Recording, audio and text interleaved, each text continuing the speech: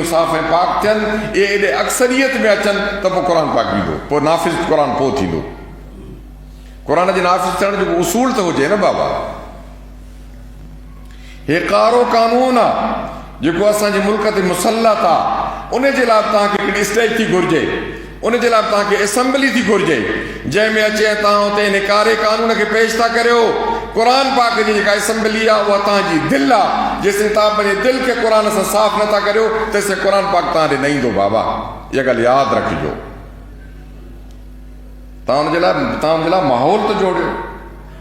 जॾहिं क़ुर जे लाइ तव्हां माहौल ई नथा जोड़ियो त क़ुर पाक कीअं ईंदो? अल्लाह तबारक व तआला फरमाए थो क़ुर मूंखे तमामु प्यारो आहे, कलामुल्लाह आहे। अल्लाह तबारक व तआला तव्हांजी दिलि ॾे ॾिसे थो। इन्नल्लाह यंज़ुरु इला अमालिकुम वला यंज़ुरु इला सुवरिकुम। अल्लाह तबारक व तआला तव्हांजी शकिलुनि ॾे नथो ॾिसे, अल्लाह तव्हांजी दिलि ऐं तव्हांजे अमाल ॾिठो ॾिसे। जेकॾहिं अमल चङो आहे त पोइ क़ुर पाक अची वेंदो, जेकॾहिं अमल चङो न आहे त क़ुर कोन ईंदो।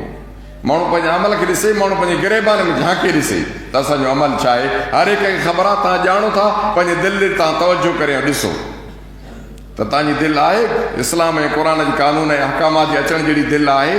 तव्हां पाण फ़ैसिलो कजो।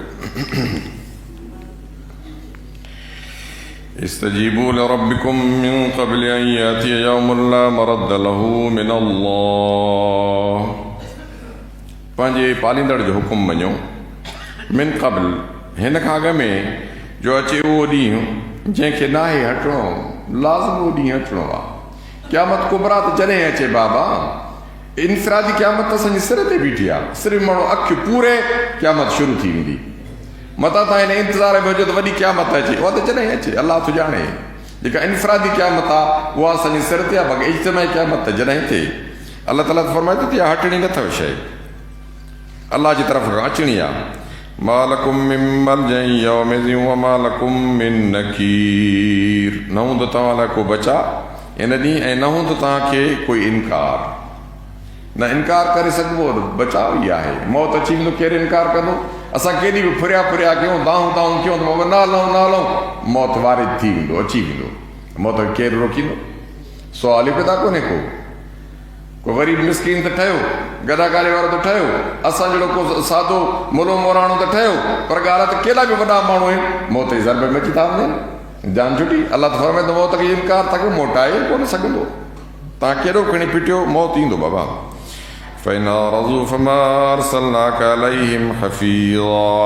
पोइ जेकॾहिं मुंहुं मोड़ींदे त न मोकिलियो आहे असां तोखे उन्हनि ते निगाहबान करे।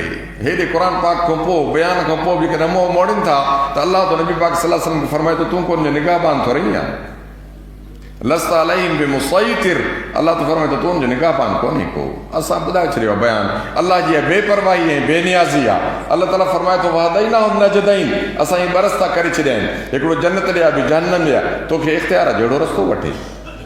इंसान खे अल्लाह तबारक व तआला एॾो इख़्तियार ॾिनो आहे, एॾी वॾी इज़त इंसान खे बख़्शी आहे। तुंहिंजी मर्ज़ी आहे। माण्हू खे जादू तव्हां ॿ शयूं रखो, पोइ हीअ खाए या उहो खाए, को ज़ोर हूंदो आहे छा? अल्लाह फरमाए त तव्हांखे आख़िरत जे लाइ असां रस्ता ॾेई छॾिया, तव्हांजो इख़्तियार आहे। नबी तव्हांजो निगाहबान कोन्हे को, ॿुधाए छॾी। इन अलैक इल्लल बलाग। रुगो तो ते आहे पहुचाइणो, ए मुंहिंजा हबीब तो पहुचाए छॾियो। व इन्ना इज़ा ज़क़नल इंसान मिन्ना रहमतन फरिह बिहा। असां चखायूं था माण्हू खे पंहिंजी बाज त ख़ुशि थो थिए, उन ते ॾाढो असरु ठरी थो पए। वइन तुसिबुम सय्यतुम बिमा क़द्दमत अयदीहिम फ़इन्नल इंसान कफूर। ऐं जेकॾहिं पहुचे थी उनखे का बुराई उनजी जो पेश कयो संदन हथनि, त पोइ इंसान बेशुक्र आहे। जेको कुझु बुराई पहुचे थी त अल्लाह ताला फरमाए थो तव्हांजो पंहिंजो कमु आहे, अञा त मां बचायो थो मां। खोड़ अहिड़ी बुरायूं, अहिड़ियूं तकलीफ़ूं, अल्लाह ताला फरमाए थो वरी मां महिरबानी कई थी मां। तव्हांजी मर्ज़ी आहे, एॾो इख़्तियार आहे। अल्लाह तबारक व तआला तव्हांजो इख़्तियार थो क़ुर पाक में ॿुधाए। जेकॾहिं का चङाई थी पहुचे त ख़ुशि था थियो, जेकॾहिं का बुराई थी पहुचे त माण्हू दाड़ दाड़ थो करे। अल्लाह फरमाए थो छो, छाजे लाइ था करियो? बसि ठीकु आहे, उन ते बि सबुर करे वञो। यख़्लुक़ु मा यशा। अल्लाह तबारक व तआला पैदा करे जेको घुरे। यहब लिमन यशा इनासम व यहब लिमन यशा ज़ुकूर। ॾे थो जंहिंखे वणेसि धीअरूं, ॾे थो जंहिंखे वणेसि पुट। ऐं युज़व्विजुहुम, या ॾे थो गॾे उन्हनि खे पुट ऐं धीअरूं। वयजल में शाह क़ीमा ऐं चाहे त संड करे छॾे इन्नहु अलीयुन क़दीर अलीमुन क़दीर। अल्लाह तबारक व तआला ॼाणंदड़ आहे, कुदरत वारो आहे। अल्लाह तबारक व तआला जेके धीरू नथो ॾे त उहो उनजे हक़ में आहिनि। जिनखे पुट नथो ॾे और को धीरू थो ॾेसि त अल्लाह फरमाए थो त उहे उनजे हक़ में आहिनि। जे मां पुट ॾियांसि हा त असली बाहियूं ॾेई छॾींदसि हा, तंहिं करे मां बचाव कयोमांसि पुट न ॾेई, रुॻो धीरू ॾिनीमांसि। वरी कंहिंखे धीरू पुट कॾहिं थो ॾे त दिफ़ा कयांसि, कुझु धीरू कुझु पुट। अल्लाह ताला त बसि अल्लाह सभु रब जी हिकमत आहे। जेको कुझु आहे तव्हांखे सुख थो पहुचे अल्लाह जी हिकमत, तव्हांखे ॾुख थो पहुचे अल्लाह जी हिकमत आहे सभु। तंहिं करे अल्लाह जे इन कुदरत जे कानून ते राज़ी रहो, छो त क़ुर जेको बयानु थो करे इहो फितरत आहे।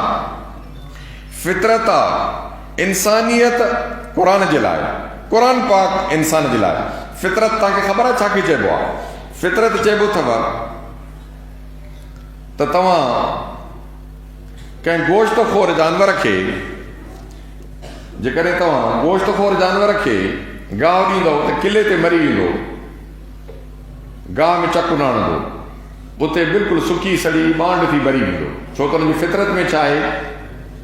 गोश्त खाइण आहे। ऐं जेकॾहिं तव्हां मेंह खे या ढगे खे कंहिंखे तव्हां गोश्त विझंदा हुन में त मरी वेंदो, उन में चकु न हणंदो।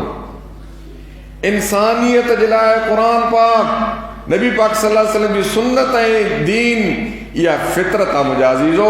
इंसानियत इन फितरत को हटी आहे, इन करे तबाह हुआ बर्बाद आहे। इहा ॻाल्हि यादि रखिजो। जीअं तव्हांजा जानवर फितरत जे कानून खां सवाइ मरी तबाह थी था वञनि, इंसानियत इन फितरत कानून खां सवाइ ईअं मरी ऐं तबाह थी वई आहे। तव्हां ज़िना ॾिसो त छा, तव्हां कूड़ ॾिसो त छा, तव्हां बदमाशी ॾिसो त छा, तव्हां बदअमनी ॾिसो त इंतिहा ते पहुचल। ॾिसो हाल आहे तमामु वॾी बुराई आहे, वॾी इंतिहा दर्जे जी, का बि चङाई कान्हे का, छो त इंसानियत पंहिंजी फितरत विञाए चुका आहिनि। हा, माण्हू फितरत तो हटंदो त पोइ इहो हाल आहे मुंहिंजा अज़ीज़ो। तंहिंजे करे बाबा पंहिंजी फितरत खे हासिल करियो। फितरत जो उसूल छा आहे? उहा आहे क़ुर पाक जी तालीम। हिते क़ुर पाक पढ़ो, पंहिंजे बचनि खे पढ़ायो, तव्हां पाण पढ़ो। अल्लाह ताला फरमाए थो युअल्लिमुहुमुल किताब वल हिकमा व युज़क्कीहिम। अल्लाह ताला फरमाए क़ुर पाक जी तिलावत सां असां दिलि पाक कंदा आहियूं। थां पाक करण खां पोइ उन में इल्मु पवंदो आहे। इल्म खां पोइ रब साईं फरमाए त असां तव्हांखे हिकमत ॾींदासीं, तव्हांखे तरीक़ो सेखारींदासीं। तरीक़े खां पोइ तव्हांजी मर्ज़ी, तव्हां घर ते हुकूमत करियो, तव्हां तालुके ते करियो, ज़िले ते करियो, सूबे ते करियो, मुल्क ते करियो, तव्हांजी मर्ज़ी। हिन वक़्तु जेके तव्हांजा हुकुमरान आहिनि उहे ईअं ग़ैर फितरी उसूल ते हली मुख़्तलिफ़ उन्हनि शकिलियूं वरितियूं आहिनि। हिकिड़े जी शकिल हाथीअ वारी आहे, तव्हांखे लताड़े था छॾनि, तव्हांजे घर ड्राहे था छॾनि। ॿियनि जी शकिल शींहनि जहिड़ी आहे, जेके तव्हांजे मालनि खे ऐं तव्हांजे जिन्हनि ऐं जानियुनि खे ईअं पंहिंजे नज़र चाढ़े था छॾनि, हैवानियत जे चीरे फाड़े था छॾनि। ॿिया बगड़ आहिनि, उहो पंहिंजे जिस्म ऐं जुसे जेतिरो ज़ियान थो करे। ॿिया गिदड़नि जी कतारुनि में बीठल आहिनि, जेके तव्हांजो अटकलनि ऐं साज़िशुनि सां तव्हांजो माल था खाइनि। जीअं गिदड़ साज़िश करे माण्हुनि जा कुकड़ खाईंदा आहिनि न, हिन वक़्तु अहिड़ा आहिनि त हुकुमराननि में इहे सभु बि जेके जानवर मौजूदु आहिनि। हिकिड़ा हाथियुनि जे शकिल में, ॿिया शींहं जे शकिल में, ॿिया बगड़नि जे शकिल में, ॿिया गिदड़नि जे शकिल में। इहे माण्हू तव्हां ते हुकुमरानी करे रहिया आहिनि। इहे तव्हांजा बचा आहिनि, क़ौम जा बचा आहिनि। तंहिं करे तव्हां इहे जेकर इन जेके वालदैन आहिनि न, जिन्हनि इन पंहिंजे ॿारनि खे क़ुर जी सुठी न विधी न, इन्हनि जा वालदैन हिन क़ौम जा मुजरिम आहिनि, ॾोहारी आहिनि। इहे माण्हू जेके पुलिस में आहिनि, जेके ॿियनि इदारनि में आहिनि, जेके पाकिस्तान जा कई इदारा आहिनि जिन में इंसानियत खे चीरनि ऐं फाड़नि था, इन जा पीउ माउ इहे यादि रखनि हिन पाकिस्तान जे पूरे क़ौम जा मुजरिम आहिनि, क़ौमी ॾोहारी आहिनि। छो त क़ुर पाक बैन अल-अक़वामी आहे, इंसानियत ॾांहुं आहे, ऐं इस्लाम बैन अल-अक़वामी मज़हब आहे। हज़रत मोहम्मद रसूलुल्लाह सल्लल्लाहु अलैहि वसल्लम जी जेका सुन्नत ऐं सीरत आहे उहा बैन अल-अक़वामी आहे। जेकॾहिं तव्हां में इन में जेकॾहिं तव्हां फ़ाइदो न वठंदव ऐं इन खे तव्हां हटंदव ऐं तव्हां कमु कंदव, हाणे जेके तव्हांजा हुकुमरान आहिनि उहे पाकिस्तान में हिते चीरनि ऐं फाड़नि था, पर जेके तव्हांजा बैन अल-अक़वामी उसूल आहिनि उन्हनि खे बि तबाह था कनि। जेकर इन्हनि माण्हुनि में क़ुर हुजे हा, सुन्नत हुजे हा, त उन्हनि जा बैन अल-अक़वामी उसूल क़वाइद बेड़ा बहितरीनु हुजनि हा। हाणे नथा हलनि त करे जान छुटी। तव्हांजे घर जो मामिलो, तव्हांजे शहर जो मामिलो, तव्हांजे सूबे जो मामिलो, तव्हांजे मुल्क जो पंहिंजो हुनजो मर्कज़ जो मामिलो ऐं तव्हांजो बैन अल-अक़वामी मामिलो ईअं फाटल चीरियल ऐं तबाह थियल आहे ढांचो। ऐं जेके माण्हू हलाए रहिया आहिनि इहा ॻाल्हि यादि रखनि त हुनजा वालदैन जेके आहिनि उहे क़ौमी मुजरिम आहिनि। पोइ हाणे अलाह ताला वटि जवाबु ईंदा उहे। क़ौम जा बि मुजरिम आहिनि ऐं ख़ुदा वटि बि मुजरिम आहिनि। तंहिंजे करे मुंहिंजा अज़ीज़ो, इन जुर्म खां पाण खे ऐं पंहिंजे बचनि खे बचायो। तव्हांखे क़ुर पाक जी स्तुति विझो हिते, तव्हांखे इंसानियत अचे। ये अल्लाह तबारक व तआला वॾा इज़त जा मर्कज़ रखिया आहिनि। अल्लाह ताला फरमाए थो करे तव्हांखे इज़त जी तलब आहे त भई इन्नल इज़्ज़त लिल्लाह व लिरसूलिही वलिल मोमिनीन। इज़त जो मर्कज़ त हे, इज़त तव्हांखे हासिल करणी आहे हितां, पोइ दुनिया जा वसाइल तव्हां वञी जेतिरा वणे ओतिरी तरह हासिल कयो। असां तव्हांखे मना कोन था कयूं, वञी था पढ़ायो, पर कम अज़ कम इज़त त हासिल करियो। का सुथियुनि खे चङी त विझो, ज़ारीलो त न बणायो, कुझु न कुझु हीअ मिठी सुठी विझो त भला खारा खटा त थी पवनि। हिकिड़ो त ज़हरीलो माण्हू आहे, ॿियो खारो खटो आहे। चवंदा आहिनि त भई हे नाग जेको आहे हिन नाग जो चको असरु न कंदो, छो त हिन में अंदरि ज़हर घटि आहे। ॿियो कारीगर नाग जेकॾहिं चको हणंदो त माण्हू खे मारे विझंदो। त कम अज़ कम तव्हां पंहिंजे बचनि खे कारीगर त न बणायो जेके इंसानियत खे मारे तबाह कनि। जेकॾहिं हरू भरू तव्हांखे इन तरफ़ मोकिलिणो आहे त को खारो खटो त कयो। दुआ आहे त अल्लाह तबारक व तआला तव्हांखे असांखे क़ुर पाक जी दिलनि जे नूर सां असांजी दिलनि खे आबाद करे ऐं क़ुर पाक जी असांखे हक़ीक़ी सम्झ ॾे ऐं हिननि इदारनि खे बाबा महफ़ूज़ कयो, हिन इदारनि खे संभालियो, हिननि इदारनि जी ख़िदमत कयो, उलमा मुदर्रिसीन जी ख़िदमत कयो, तलबा जी ख़िदमत करियो। हे तालिब जेके पढ़नि था, अलिफ बा था पढ़नि न, इहे तव्हांजा ख़ैर घुरिया आहिनि, ख़ैर ख़्वाह आहिनि। तूं घर में निंड पियो आहे, पर जेकॾहिं तुंहिंजो फ़िक्र हिननि जे लाइ जेकॾहिं मुहबत वारो आहे न, त अल्लाह तबारक व तआला मलकूत खे फरमाईंदो त हिन जे लाइ अजुर लिखोसि। पर इहे अलिफ बा पढ़ंदड़ तालिब जे लाइ जेकॾहिं तव्हां दिमाग़ में अदावत था रखो, यकीन अल्लाह तबारक व तआला मलाइकनि खे फरमाईंदो त तव्हां हिन जे लाइ गुस्सो ऐं ग़ज़ब ऐं अज़ाब लिखोसि। ये ॻाल्हि यादि रखिजो, हे मक़ाम जेके आहिनि रहमत जा मक़ाम आहिनि या हे ग़ज़ब ऐं गुस्से अलाह जे हिन जा ग़ज़ब जे हासिल करण जा मक़ाम आहिनि। पोइ तव्हांजी मर्ज़ी, तव्हां हिन में जेका बि निस्बत क़ाइमु कयो। असांखे उमेद आहे त अल्लाह तबारक व तआला हर उन मुस्लमान खे बचाए ऐं महफ़ूज़ रखे अल्लाह जे ग़ज़ब ऐं गुस्से खां, जो हिननि इदारनि जे हूंदे असांजी इंसानियत ते ॾमर पए। इन खां असां अल्लाह खां पनाह था घुरूं। वाख़िर दावाना अनिल हम्दुलिल्लाहि रब्बिल आलमीन।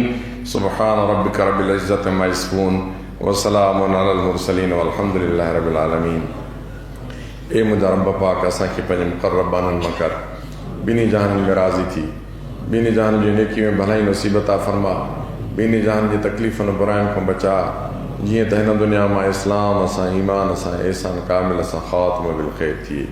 आमीन या रब्बल आलमीन।